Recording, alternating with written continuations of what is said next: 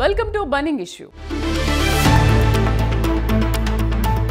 భారతీయ ప్రతిభ అనేది కేవలం ఐటీ టవర్లలోనో సైన్స్ ల్యాబ్లలోనో లేదు. అది ఈ దేశ పల్లె మట్టిలో దాగి ఉంది. కష్టాలకి సమస్యలకి పరిష్కారాన్ని వెతికే ప్రతి రైతు, ప్రతి సామాన్యుడు ఒక అద్భుత ఆవిష్కర్త. ప్రధానమంత్రి మోదీ కన్నా మేక్ ఇన్ ఇండియా కలను గ్రామ స్థాయి నుంచి సాకారం చేసేందుకు ఆంధ్రప్రదేశ్ రాష్ట్రం చారిత్రక అడుగులు వేస్తోంది. ఉప ముఖ్యమంత్రి పవన్ కళ్యాణ్ ఈ నూతన ఆవిష్కరణలకు దిక్సూచిగా మారారు. మట్టిలోని మాణిక్యాలకు తొలి మెరుపు ఎవరిస్తున్నారో, గ్రామీణ విజ్ఞానానికి, సామాన్యుడి ఆలోచనకి పేటెంట్ హక్కు కల్పించడంతో ఏం సాధించవచ్చు? ఆ మేక్ ఇన్ ఇండియా శక్తికి రాజకీయ సంకల్పం తోడైతే ఎలాంటి ప్రగతిని అందుకోవచ్చు? ఇందుకే డిప్యూటీ సీఎం అధికారులకు ఏమని సూచించారు? భారత భవిష్యత్తును నిర్మించే అద్భుత ప్రయాణంగా మారిన అన్న విశేషాలేంటో ఇప్పుడు చూద్దాం.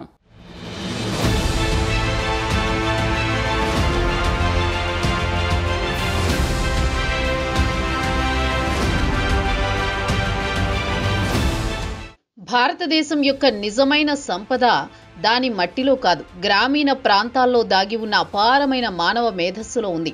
సాధారణ ప్రజలు తమ దైనందిన జీవిత సమస్యలను కనుగొనే సరళమైన కానీ ప్రభావవంతమైన పరిష్కారాలే ఈ మట్టిలోని మాణిక్యాలు. వీటిని వెలికి తీయడం, దేశ అవసరాలకు అనుగుణంగా మార్చడం అనేది జాతీయ అభివృద్ధికి అత్యంత కీలకమైన అంశం. వ్యక్తిగత ఎదుగుదలతో పాటు సమాజ వికాసానికి దోహదపడే ఈ ఆలోచనల దిశగానే ఆంధ్రప్రదేశ్ ఉప ముఖ్యమంత్రి పవన్ కళ్యాణ్ అడుగులు వేయడం, ప్రధాని మోదీ సంకల్పమైన మేక్ ఇన్ ఇండియా లక్ష్యాన్ని పల్లె స్థాయి నుంచి బలోపేతం చేసే ప్రయత్నంగా కనిపిస్తోంది.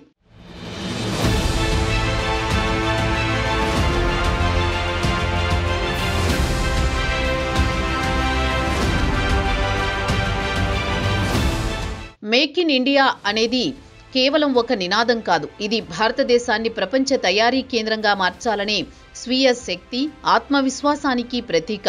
దేశీయంగా ఉత్పత్తిని, ఉద్యోగ అవకాశాలను పెంచడం, సాంకేతికతను అభివృద్ధి చేయడం ఈ లక్ష్యం యొక్క ప్రధాన ఉద్దేశాలు. ఈ సంకల్పంలో ఆంధ్రప్రదేశ్ భాగస్వామి కావాలంటే అది కేవలం పెద్ద పరిశ్రమల స్థాపనతోనే కాదు, గ్రామ స్థాయి నుంచి వచ్చే నూతన ఆవిష్కరణలకు ఊతమివ్వడం ద్వారానే సాధ్యమవుతుంది. గ్రామీణ ఆవిష్కర్తలకు ప్రోత్సాహం అందించాలని అధికారులను ఆదేశించడం ద్వారా రాష్ట్రం మేక్ ఇన్ ఇండియా స్ఫూర్తిని క్షేత్రస్థాయికి తీసుకువెళుతుంది.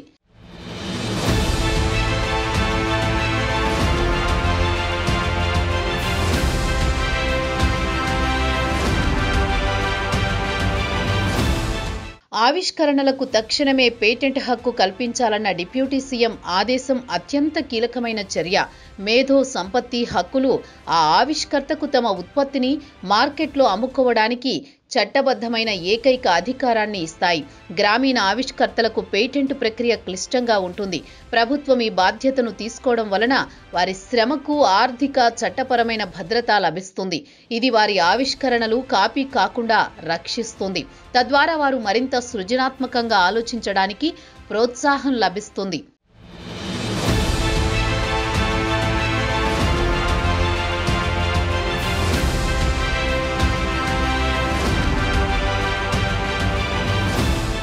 నూతన ఆవిష్కరణలే విజ్ఞాన ఆధారిత ఆర్థిక వ్యవస్థకు ప్రాథమిక చోదక శక్తి. శాస్త్ర సాంకేతిక రంగాలలో కొత్త ఆలోచనలను గుర్తించి వాటికి మద్దతు ఇవ్వడం అనేది దీర్ఘకాలిక ఆర్థిక వృద్ధికి పెట్టుబడి. స్టార్టప్ల ద్వారా ముందుకొచ్చే వారికి సహకారం అందించడం ద్వారా ఈ ఆలోచనలను పూర్తిస్థాయి వ్యాపార ఉత్పత్తులుగా మార్చడానికి మార్గం సుగమమవుతుంది.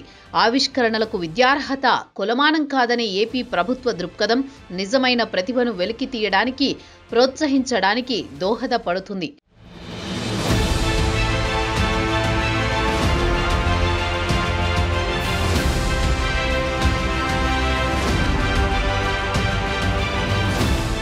గ్రామీణ ఆవిష్కర్తలకు పారిశ్రామికవేత్తలు, ఐటీ స్టార్టప్లు, ఎన్ఆర్ఐలు, విశ్వవిద్యాలయ స్థాయి పరిశోధకులతో అనుసంధానం కల్పించడం అనేది పవన్ కళ్యాణ్ వేసిన వ్యూహాత్మక అడుగు. ఈ నెట్వర్క్ గ్రామీణ ఆలోచనలకు టెక్నికల్ మెరుగుదల, నిధులు, గ్లోబల్ మార్కెట్ యాక్సెస్ను అందిస్తుంది. ప్రభుత్వం ఈ బాధ్యతను తీసుకుని ఆవిష్కర్తలను విపణికి పరిచయం చేయడం ద్వారా చిన్నపాటి ఆలోచనలు సైతం వాణిజ్యపరమైన ఉత్పత్తులుగా మారి మేక్ ఇన్ ఇండియా లక్ష్యాన్ని బలోపేతం చేస్తాయి.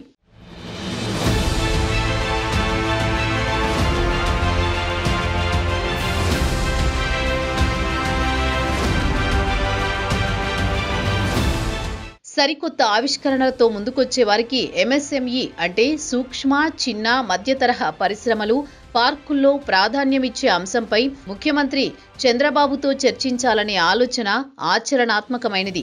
ఎంఎస్ఎంఈలు భారత ఆర్థిక వ్యవస్థకు వెన్నెముక వంటివి.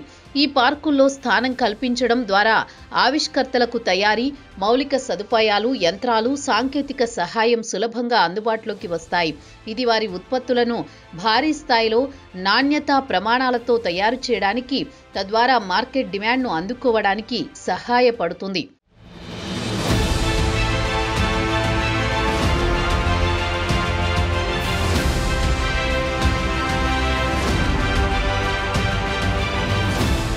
డిప్యూటీ సీఎం మదిలో వచ్చిన ఆ ఆలోచనకు బీజం పడింది రాజమహేంద్రవరంలో. అక్కడి ప్రాంతీయ సైన్స్ కేంద్రాన్ని సందర్శించినప్పుడు విద్యార్థులు రూపొందించిన ఆవిష్కరణలు కేవలం విద్యార్హతతో సంబంధం లేకుండా సమస్య పరిష్కార సామర్థ్యం ఎంత శక్తివంతమైనదో నిరూపించేలా ఉండడాన్ని పవన్ కళ్యాణ్ గమనించారు.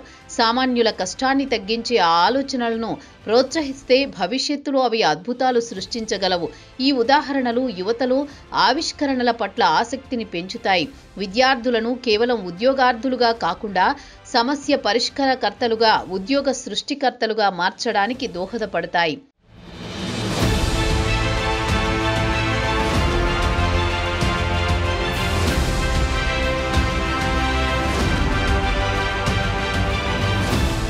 పవన్ చేపట్టిన ఈ కార్యాచరణ ద్వారా ఆంధ్రప్రదేశ్ ప్రభుత్వం సాధించదలచినది సుస్థిరమైన ఆర్థిక ప్రయోజనం, ఉద్యోగ సృష్టి, దిగుమతుల తగ్గింపు, విదేశీ మారకద్రవ్యం ఆదా వంటి ప్రత్యక్ష ప్రయోజనాలతో పాటు దేశీయ పరిశ్రమలకు ప్రపంచ స్థాయిలో పోటీపడే శక్తి లభిస్తుంది. స్థానిక ఆవిష్కర్తలకు దక్కే గుర్తింపు, ఆత్మ గౌరవాన్ని పెంచుతుంది. ఈ సమగ్రమైన ప్రణాళిక సాంకేతిక ఆవిష్కరణ సంస్కృతిని రాష్ట్రంలో బలోపేతం చేస్తూ మేక్ ఇన్ ఇండియా లక్ష్యాన్ని గ్రామీణ వికాసంతో అనుసంధానించడంలో విజయవంతమవుతుంది.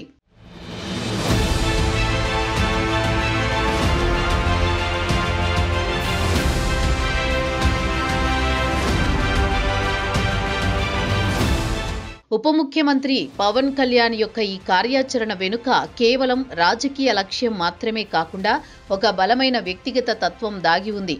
పేటెంట్ హక్కులకు విద్యార్హత కొలమానం కాదని ఆయన అభిప్రాయం. తరతరాలుగా వస్తున్న సాంప్రదాయ ఆలోచనలకు భిన్నంగా అట్టడుగు స్థాయిలోని మేధస్సును గుర్తించాలనే సంకల్పాన్ని సూచిస్తుంది. ఉప ముఖ్యమంత్రి తన ప్రసంగాలలో తరచుగా ప్రస్తావించే విధంగా సమాజంలో మార్పు తీసుకురావాలంటే ప్రతిభకు తగిన గౌరవం ఇవ్వాలి. రాజమహేంద్రవరంలో విద్యార్థులు వారి తల్లిదండ్రుల కష్టాన్ని తగ్గించేందుకు చేసిన ఆవిష్కరణలు ఆయనను ఆకర్షించాయనడంలోనే సమస్య పరిష్కారానికి, సామాజిక స్పృహకు ఆయన ఎంత ప్రాధాన్యత ఇస్తారో అర్థమవుతోంది. ఈ ప్రేరణతో కూడిన పాలన ఆంధ్రప్రదేశ్లో ఆవిష్కరణ సంస్కృతిని కేవలం ప్రభుత్వ విధానంగా కాకుండా ఒక జన ఉద్యమంగా మార్చడానికి తోడ్పడుతుంది.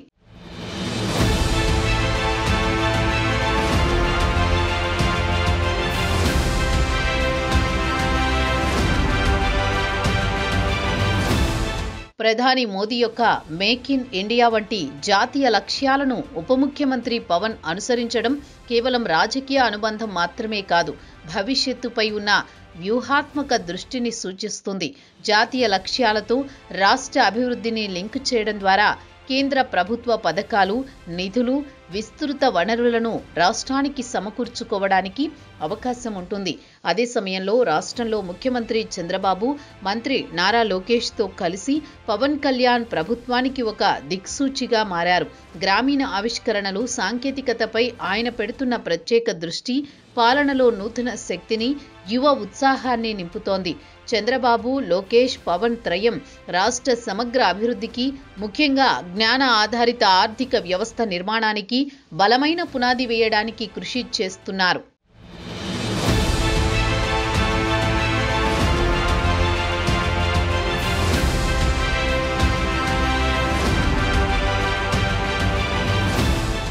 సామాన్యుడి సృజనాత్మక శక్తి ఎంత గొప్పదో ఆంధ్రప్రదేశ్ ఉప ముఖ్యమంత్రి పవన్ కళ్యాణ్ తీసుకున్న ఈ చర్యల ద్వారా గ్రామీణ ఆవిష్కరణలు కేవలం స్థానిక పరిష్కారాలుగా మిగిలిపోకుండా జాతీయ సంపదగా మారబోతున్నాయి.